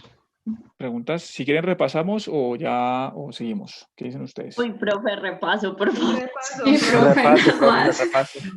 Listo, muy bien muchachos. Entonces vamos a repasar. Entonces comenzamos por acá, estamos terminando con cuerpos cetónicos. Entonces los cuerpos cetónicos, bueno, ya esto ya lo vimos bien, ¿no? Los cuerpos cetónicos se construyen cuando hay un aumento considerable, vamos a coger la pizarra mejor, cuando hay un aumento considerable ¿de qué? Vamos por acá, pizarra. Recordemos que los cuerpos cetónicos, entonces, cuando hay un aumento considerable de acetil-CoA, ¿sí? Como producto de una catabolismo ácido severo. Recuerden que tenemos que hacer una estrecha relación entre cuerpos cetónicos y diabetes. Tiene que quedar muy claro esto. ¿Sí les quedó claro a todos la relación estrecha que existe entre la formación de cuerpos cetónicos y diabetes? ¿Sí les quedó claro a todos? Sí, profe. Listo, perfecto. Esa es la idea. Muy bien, entonces empezamos a ver grasas, segunda parte de las grasas. Estas grasas, la segunda parte de las grasas, entonces está relacionada entonces con la síntesis de los ácidos grasos y la esterificación con este glicerol. Este glicerol va a ser, digámoslo así, el precursor de todas estas grasas. Entonces tenemos acá que el precursor principal entonces es el ácido fosfatídico. Tenemos por la esterificación del glicerol 3-fosfato, la transformación de este glicerol 3-fosfato a ácido fosfatídico, la esterificación de estos dos carbonos con dos ácidos grasos. Este ácido fosfatídico entonces se activa, digámoslo así, por presencia de citidin trifosfato, que se forma aquí como la cabeza polar. Este citidin trifosfato se ubica aquí en la cabeza polar de los fosfolípidos. Posteriormente, este citidin difosfato se reemplaza por serina para formar fosfatidilserina. Como cabeza polar se va a encontrar por la serina. Profe, ¿Están dibujando algo? No, estoy sí, aquí. porque no se ve. ¿No se ve nada? Es que estamos No, pues se desesperando. ve la pizarra, pero No, aquí, qué pena, aquí estaba mirando entonces aquí, qué pena con ustedes, yo pensaba que sí estábamos mirando. Uy, profe, yo sí dije, pero ¿de qué está ¿Pero qué pasó hablando? Entonces tenemos que Me glicerol perdí 3-fosfato. Glicerol 3-fosfato que viene de gliceraldehído 3-fosfato y hidroxiacetona 3-fosfato. Este glicerol 3-fosfato entonces va a ser precursor de ácido fosfatídico cuando se esterifican estos dos OH. El ácido fosfatídico, entre comillas, se activa por medio del ACTP, que es el citidin-trifosfato, y este ácido fosfatídico entonces se transforma en CDP-diacilglicerol, que es un intermediario que no vamos a entrar en detalle. Luego, este grupito de CMP, porque es citidin monofosfato, con un solo fósforo, es reemplazado por serina para formar fosfatidilserina. La fosfatidilserina se descarboxila utilizando como coenzima la piridoxalfosfato y forma fosfatidiletonolamina. Luego la fosfatidiletonolamina se metila 3 veces utilizando esa adenosilmetionina aquí en este grupito amina para formar fosfatidilcolina. ¿Listos? Entonces decimos que la fosfatidilcolina, especialmente la dipalmitoilfosfatidilcolina, es un surfactante alveolar que lo que hace es reducir la tensión superficial del líquido amniótico remanente que se encuentra en los pulmones de neonatos y facilitando el intercambio gaseoso de alveolos. ¿Listos? Ahora vamos a hablar de fosfolípidos en membrana, especialmente degradación de fosfolípidos y del papel que desempeña la fosfolipasa 2. La fosfolipasa 2 es una enzima que es regulada por cortisol. Las evidencias sugieren que se da por el mecanismo de receptores acoplados a proteína G y que efectivamente pues, se inhibe esta fosfolipasa 2 en presencia de cortisol. Esta fosfolipasa 2, entonces, ¿qué hace? Lo que hace es hidrolizarme el enlace éter del carbono 2 del glicerol que tiene con el ácido graso, y cuando se trata de un ácido graso de ácido araquidónico o cuando se trata del ácido linolénico que tiene 18 carbonos, este ácido linolénico se puede transformar en ácido araquidónico o también podemos partir de ácido araquidónico. Este ácido araquidónico entonces es sustrato de las ciclooxigenasas de la ciclooxigenasa 1 para producirme una prostaglandina que se llama prostaglandina G2 y esta prostaglandina G2 es sustrato de la ciclooxigenasa 2 que es la PGH2. Entonces los AINES, los antiinflamatorios no esteroideos, actúan sobre estas ciclooxigenasas. En el caso de la aspirina actúa sobre la ciclooxigenasa 1, ¿sí? Más que sobre la ciclooxigenasa 2. Actúa sobre la 2 porque el sitio activo es muy similar. Hay algunas diferencias estructurales que hacen que algunos AINES actúen sobre una y otros AINES actúen sobre otra. Pero entonces actúan de manera irreversible. Recuerden que la irreversión se da porque se da un enlace covalente con la serina. No sé si consultaron cuál es la posición de la serina que les mandé de consultar. ¿Consultaron por ahí? Si era 516. ¿Me pueden confirmar, porfa, para dejar eso claro aquí, que no tengo aquí el pastel? Bueno, entonces actúan sobre la serina, pongámosle 516, que no me acuerdo en ese momento, ¿sí? Y entonces hace que ese grupo acetil del acetil salicílico se transfiera a la COX y efectivamente no se puedan formar las prostaglandinas, en este caso la P2, que es la que va a ser encargada de la señalización celular para la vasodilatación y respuesta a una injuria celular. ¿Listos? Entonces, esta vasodilatación que genera la PGH2 es para aumentar la tasa o el flujo de... Profe, 516. Excelente. No me gusta equivocarme. Entonces, estos citoquinas y todo esto llegan allá. ¿Sí? Las citoquinas llegan allá al sitio de injuria celular. Entonces, por eso se dan los procesos de inflamación. Entonces, la PGH2 lo que hace es efectivamente, pues, no aumentar la inflamación y por eso los... Profe, ¿sí? espera, pero calma. Hablando de... Ay, se me perdió. Según veo acá, si es en la COX-1, es en la posición de la serina 530, pero si es en la COX-2, si es en la 516. Ah, listo, chévere el dato. Sí, hay un cambio ahí. Creo que es, si no estoy mal y me corregís, creo que es una isoleucina por una valina. Creo que es la mutación. pero no me acuerdo bien. Seguro es una mutación ¿En de... las células isol- de panocíticos? No. Estamos hablando de, Ah, de aminoácidos en las COX. ah, Profe, ya. ¿cómo es que se llama? Isoleucina por valina, creo que es. Creo que es por eso, pero no me acuerdo bien. Luego ya en el taller ya ustedes consultarán qué es lo que sucede realmente. Profe, entonces, No, si la próxima semana vamos a hacer el taller, ¿cuándo sería el parcial? El parcial es dentro de 2 semanas, ¿no? Ya nos quedan, con esta nos quedan 3 clases. O Ya sea, el nos- 27, 27. Sí, yo creo que el 27 de 27. mayo. Sí, ya hemos cuadrado para esa fecha, ¿no? ¿Nos Ah, puede bueno, ir sí, profe. desplegando el taller? El taller tengo que armarlo, ¿sí? Profe, ¿usted ya subió o el taller no para hacemos nosotras? parcial, un Es que... tallercito ahí bueno. eh, Sí, porque son así. Hay Sí, que profe. No sean, no sean, opciones, profe, ¿no te no, parece no, genial? no les gusta, este tema no les gusta, muchachos. Ahorita ustedes van a ver por allá, por ejemplo, patología, van a ver muchas prostaglandinas, Pues porque demasiadas. Sí, nos profe, gusta muy que chévere el nos dé un tema. taller. Entonces, Justamente porque nos gusta, es importante que lo hiciéramos en un taller es para que profundizar más. ese es el punto. Yo creo en ustedes, pero también hay compañeros que les da por copiar y no hacen el taller a conciencia, ¿sí? Entonces, es difícil seleccionar quién lo hace y quién no lo hace a conciencia. Entonces, ese es el problema. Entonces, yo creo que una evaluación fácil, normalmente yo hago evaluaciones fáciles ya en el tercer corte, ¿sí? Ya miro a ver cómo están ustedes, qué se les puede hacer de evaluación y no, créanme que todos van a salir victoriosos. Como el pueblo colombiano va a salir victorioso de todo esto. De verdad. profe, y una pregunta, Tenemos que ¿estas salir. diapositivas ya están en el Moodle o todavía no? ¿Estas que estoy dando? Sí, profe. No, estas no están en el modo. Ah, Estas Profe, son... por por eso, para favor. comenzar la victoria desde acá, Pues- podemos hacer un tallercito en vez de parcial. ¿No te parece genial? ¿No te parece más genial dar la pelea y sacar la victoria con una pelea? Claro, eso es más chévere. Pues, Un taller a mano, profe, como la vez pasada. No, mano. Bueno, entonces seguimos por aquí. Tenemos estas prostaglandinas. Estas prostaglandinas son precursoras de tromboxanos.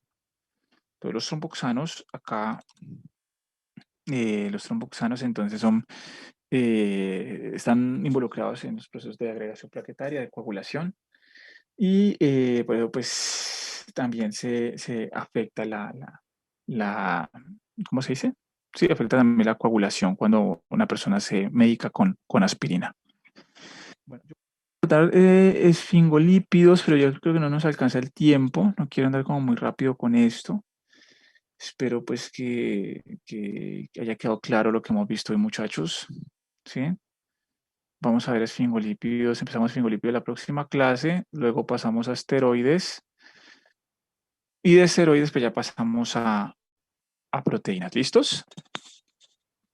Y ya prácticamente estamos acabando. Vamos a ver si alcanzamos al metabolismo del grupo hemo. Y acabamos. profe, ahí en el link que mandé por el chat es donde habla de la inhibición de actividad enzimática del ácido acetilsalicílico y pues ahí dice lo de la COX-1 y la COX-2 y la serina y la posición y eso. Listo, excelente. Eso te va a servir para contestar el tallercito. Bueno, ¿Listo? profe, de que sea taller, sí. Vale, mándanoslo por el WhatsApp a todos, porfa. Dale de una, ya lo mando. Bueno, Profe, preguntas. yo le quería preguntar que si nos había tenido en cuenta los que los de la pregunta esta que corregimos en clase, si nos la había tenido en cuenta para la nota. ¿Para el parcial? Sí, claro, para el parcial, sí. O sea, Sí. todos se los tienen en cuenta. ¿Lista? Ok. Sí, listo. Listo, muchachos. ¿Alguna pregunta, muchachos? 5 más 3. ¿Preguntas? ¿No hay preguntas? Bueno, entonces sigamos apoyando la causa. Cuídense mucho, ¿sí? Cuídense mucho. Bueno, pues seguimos atentos a lo que pase en esta situación y pues deseándoles un resto de semana feliz. ¿Listos? Estudien bastante también para que no se dejen acumular de tema en la medida de las posibilidades. Gracias, profe. Gracias, profe. Gracias, profe. Profe, gracias. Gracias, hasta luego. Gracias, Ustedes, muchas profe. gracias. A ustedes muchas gracias. Estén bien. Hasta Profe, luego. ¿te acuerdas, por favor, enviarlo de la grabación para los otros compañeros? Claro que sí. Listo, dale. De una, Dale, profe, perfecto. muchas gracias.